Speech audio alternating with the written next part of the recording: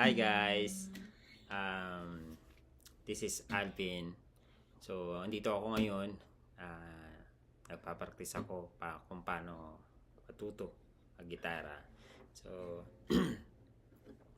zero knowledge ako ngayon regarding po sa pag-gitara. So,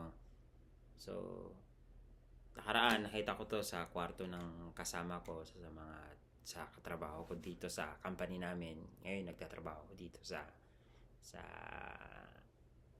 Saudi Arabia. So, since Ramadan ngayon, Ramadan na kumbaga month of Ramadan, March. So, hindi yung pasok namin parang 6 hours lang. So, ngayon, ako ngayon straight duty from 10 a.m. to 4 p.m. So, since wala akong ginagawa, nanghiram ako ng gitara ko sa katrabaho ko. Ayun. So, gusto kong parang alam mo, naisip ko, gusto kong matuto ngayong 2025 ng bagong talent. Kasi, wala akong katalent-talent. Bukod sa pagbibenta, wala akong katalent-talent. So, why not subukan ko naman yung ibang bagay. So, naisip ko yung pagigitara.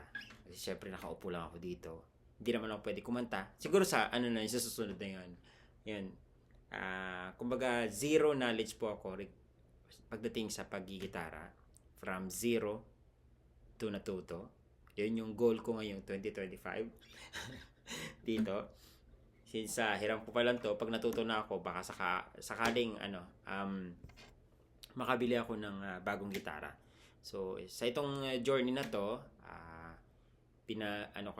nilalag ko lang yung journey ko regarding sa gigitara o paano matuto sa paggigitara. So, yun yung goal ko this 2025. Sana samahan nyo ako kung sa pagigitara ko dito. So, may nakita nga pala akong vlog kay Sir, yun? Sagit lang. Hanapin ko nga. Hindi ko na siya mahanap. Basta yung nakita ko yung yung dun sa may kay Sir Nonito channel. Yan. Nakita ko paano yung yung mga alignment na kamay, ang sakit yung dito. Namumula na nga ngayon pinipilit ko. Siguro nga ito yung paraan para matuto. Kaya sabi nga nila, kailangan mo munang masaktan para matuto sa buhay. So, ito yung ginagawa ko ngayon. Kahit masakit, sige lang. Malay mo, masasanay din ako. Di ba? Pag nasanay na ako, malamang, isa sa mga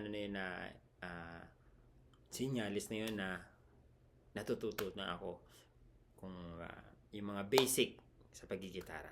Kaya sana samahan nyo ako sa journey ko na to sa pagigitara. Yun lang. Maraming salamat. Thank you.